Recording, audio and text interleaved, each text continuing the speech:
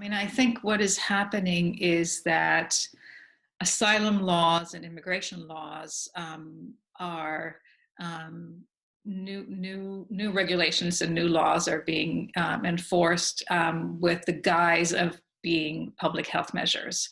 But the reality is that asylum seekers and immigrants are not the ones bringing the disease to the United States at all. But I think the administration has used this crisis to further restrict access of asylum seekers to justice, and to safety, and to even vilify in some of these communities as those who are responsible for bringing the germs, for bringing the disease, for bringing the pandemic into the United States, which is completely wrong.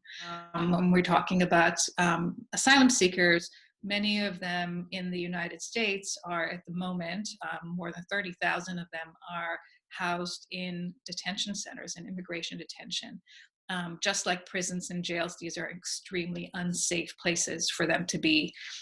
These are places where there is a very, very high population density. They can't exercise social distancing. They don't have enough hygiene measures. Many of them have chronic medical conditions. And they are in detention centers for the sole reason, most of them, that they were trying to seek asylum in the United States.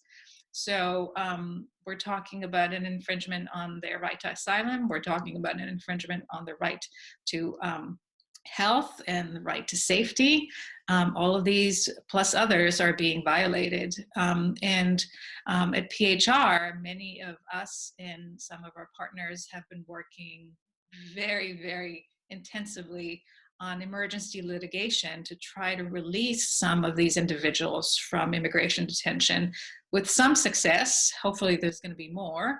But every day that passes, the danger to those in immigration detention facility grows because we hear of more and more cases of people testing positive, both immigrants themselves, asylum seekers themselves, and staff members at immigration detention.